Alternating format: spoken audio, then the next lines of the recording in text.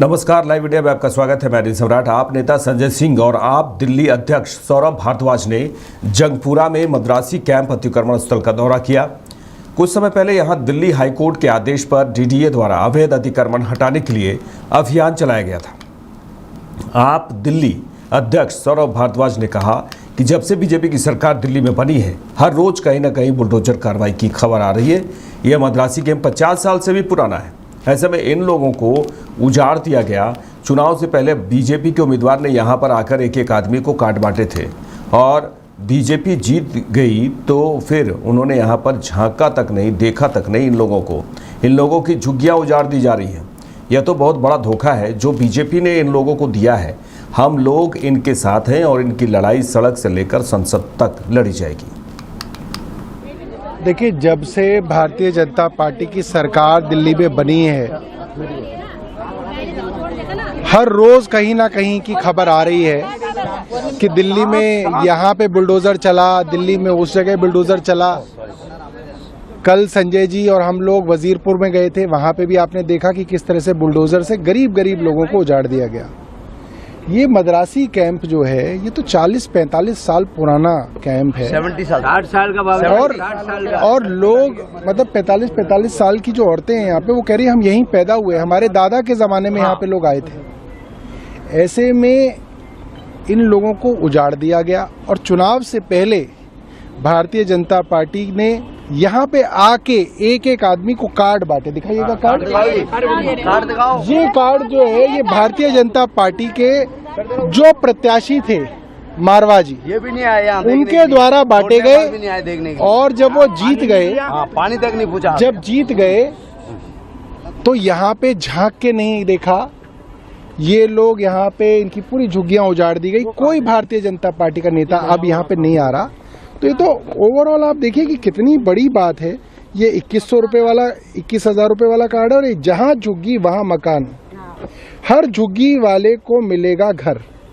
देखिए, ये तो इतना बड़ा धोखा है जो भारतीय जनता पार्टी ने इन लोगों को दिया है।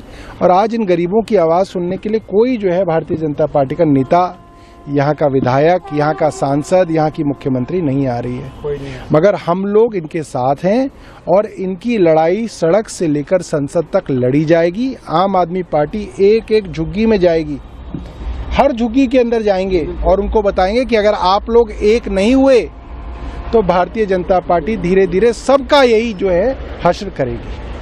चलिए आगे बढ़ेंगे। दिल्ली की मुख्यमंत्री रेखा गुप्ता ने कहा है कि मैंने आज स्पष्ट रूप से बताया है कि जिन झुग्गियों को हटाने के लिए कोर्ट ने आदेश दिए हैं, उसमें ना तो सरकार और ना ही प्रशासन कुछ कर सकता है।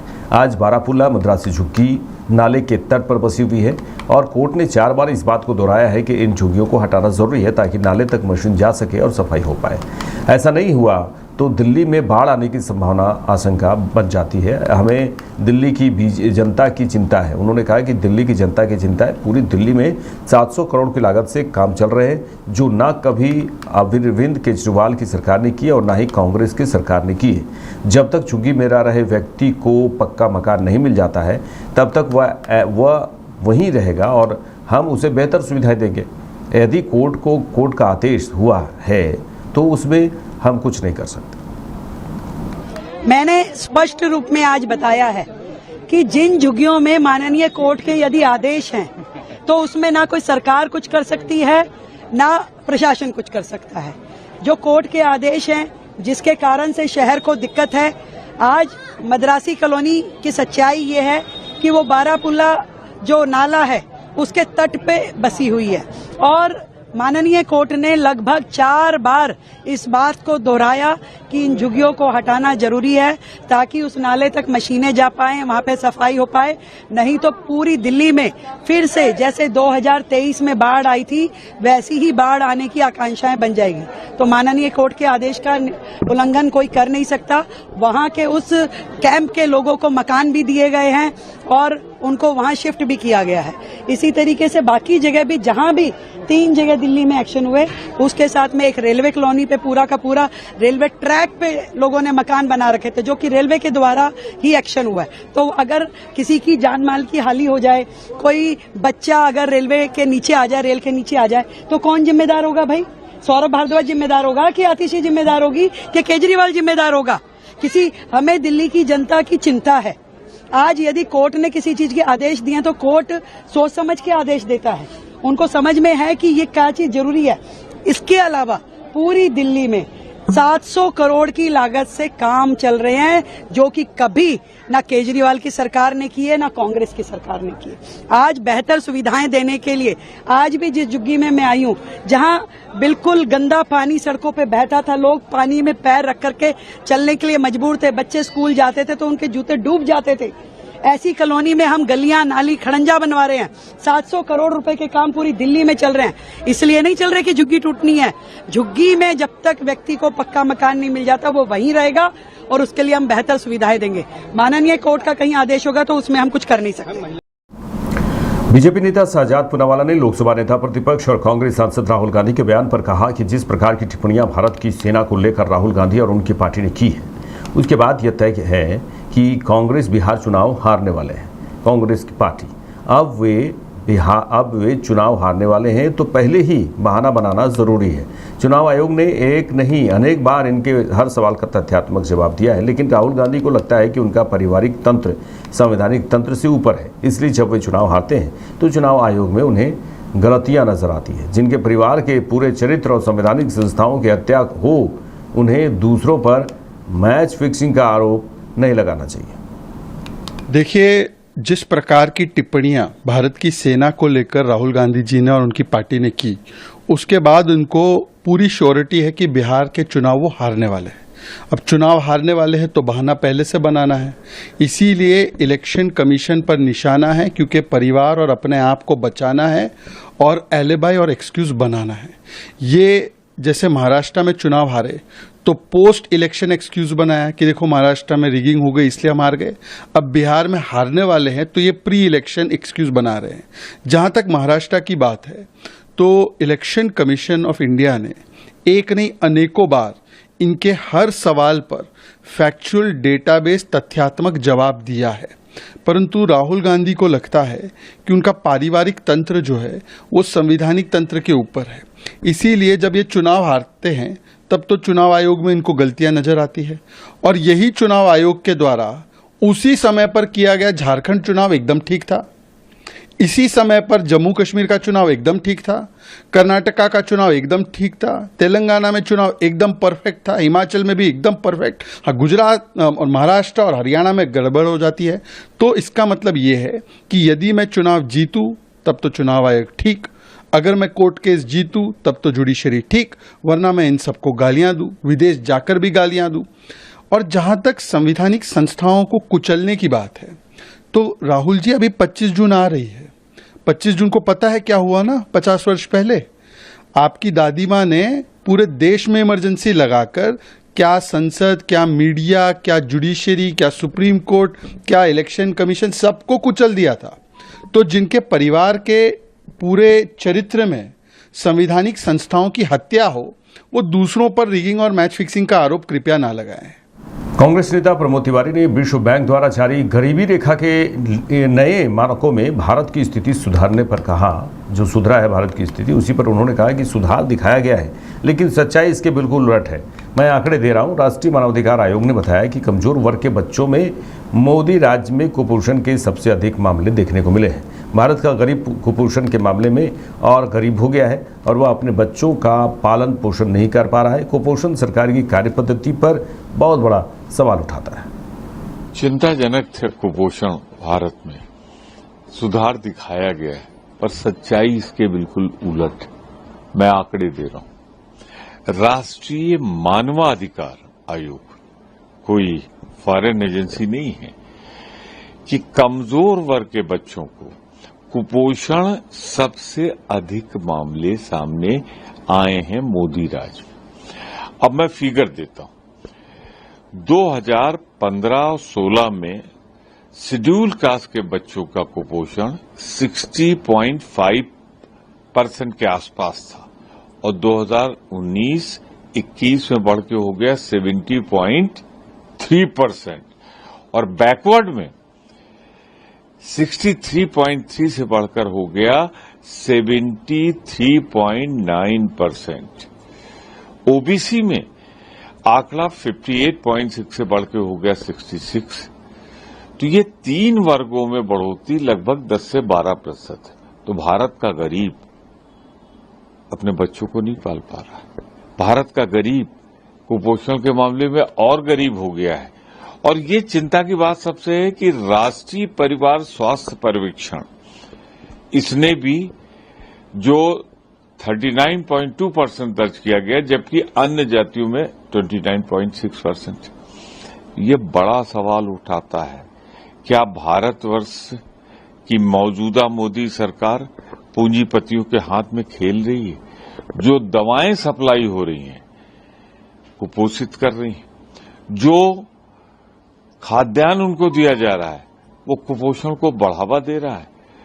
शेड्यूल कास्ट, शेड्यूल ट्राइब और बैकवर्ड के साथ जो ये कुपोषण है मोदी जी, ये आपके दामन पे बहुत बड़ा दाग है। आपकी सरकार की कार्य पद्धति पर बहुत बड़ा सवाल उठाता है। ये बहुत बड़ा भ्रष्टाचार है और बहुत बड़ी सच्चाई है। लोकसभा में नेता प्रतिपक्ष और कांग्रेस सांसद राहुल गांधी के बयान पर केंद्रीय मंत्री गिरिराज सिंह ने कहा कि राहुल गांधी नए तरीके के मौसम वैज्ञानिक बन चुके हैं, हार के मौसम वैज्ञानिक, और वे अपनी हार का अनुमान लगा चुके हैं।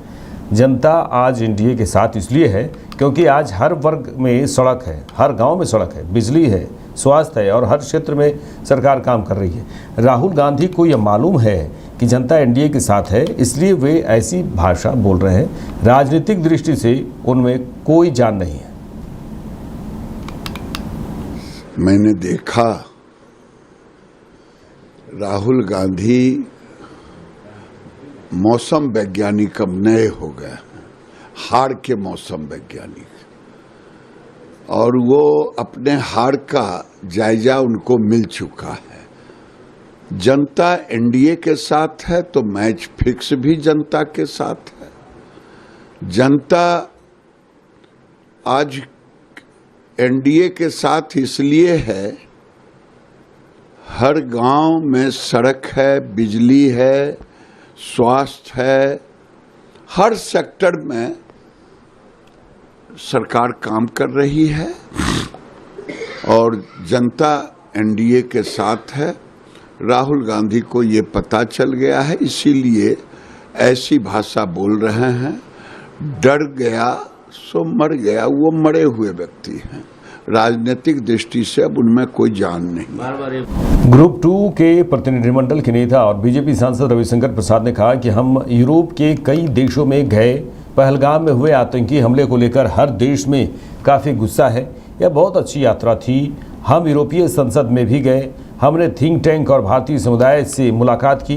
भारत चौथी सबसे बड़ी अर्थव्यवस्था बन गया है और इसका असर भी हर जगह दिख रहा है। आतंकवाद के मुद्दे पर पूरा यूरोप भारत के साथ खड़ा है।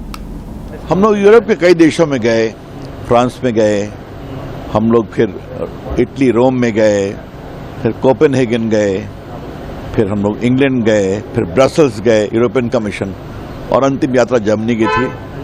हर देश पहलगाम पर बहुत ही गुस्सा है आतंकवादी हमले पर, और सबों ने भारत के साथ पूरा सौहार्द प्रकट किया है। ये बहुत ही अच्छी यात्रा रही है। भारत का संदेश किया, हम थिंक टैंक से मिले, हम भारतीयों से मिले, हम यूरोपियन कमीशन में भी गए, उनकी संसद में गए, पार्लियामेंट में, विदेश मंत्रियों से मुलाकात हुई, पार्लियामेंटेरियन से मुलाकात हुई, तो बहुत ही प्रभावी रहा। भारत चौथी बड़ी इकोनॉमी बन गया है, उसका भी असर दिखाई पड़ रहा था, और आतंकवाद पर पूरा यूरोप भारत के साथ है। बीजेपी सांसद रविशंकर प्रसाद के नेतृत्व में सर्वदलीय प्रतिनिधिमंडल के सदस्य बीजेपी सांसद समीक भट्टाचार्य ने कहा कि हम सबसे मिले और उन सबका कहना है कि किसी भी हालत में आतंकवाद को बंद करना चाहिए और भारत की इस लड़ाई में वो भारत के साथ खड़े हैं। और उन्होंने कहा कि हमारी मांग यही रही है कि पाकिस्तान को आतंकवादी राज्य घोषित किया जाना चाहिए और पाकिस्तान को कूटनीतिक रूप से अलग थलग कर दिया जाना चाहिए। इसी को लेकर हमारी बातचीत हुई और इसी को लेकर जो देश जहाँ जहाँ भी गए सभी का समर्थन मिल रहा है। हम लोग यूरोपियन पार्लियामेंट में भी गए हुए हैं, France, Italy, Denmark, Germany, Britain, सभी जगह पर जितना पार्लियामेंटेरियन के साथ सिक्योरिटी काउंसिल का जो हाई ऑफिशियल्स है उसका साथ हम लोग मिले हैं। उसका कहना है कि किसी भी हालत से ये आतंकवाद को बंद करना चाहिए और भारत की लड़ाई में वो भारत के साथ खड़ा है। जिन देशों में आप लोगों ने विजिट किया, हमारा मांग यही रहा है कि Pakistan should be declared as a terrorist state and Pakistan should be isolated diplomatically, यही हमारा मांग है। और भारत आज तक कोई कन्वेंशनल वर्क शुरू नहीं किया। पाकिस्तान हमारे साथ 4 जंग लड़ा है, 4 जंग में ही वो हार चुके हैं। तो उसी लेकर हमारा बातचीत हुआ और पूरा यूरोपियन यूनियन का भारत का साथ आने वाले दिन में उसको बिजनेस रिलेशन ठीक तरह से बने। हमारा स्टूडेंट्स जो चाह रहे हैं उसको ठीक तरीके से पनाह मिले उस जगह पर, और कंट्री टू कंट्री हमारा जो एजुकेशन रिलेशनशिप है उसका स्ट्रेंथन करें। ये सब विषय में भी बातचीत हुआ, लेकिन ज्यादातर हमारा विषय ये था किस सिचुएशन में हम लोग ऑपरेशन सिंदूर पर क्या था। बड़ा इशू ये फंड मिलता है, तो ये हम लोग सभी जगह बोलकर आए हैं कि आप लोग जो फंड उसका मुहैया करा रहे हैं, चाहे जो भी देश हो, वो किस तरीके से उसका इस्तेमाल हो रहा है उसका ऊपर हम लोगों को नजरदारी होना चाहिए। There should be a strong vigil where the money is being spent.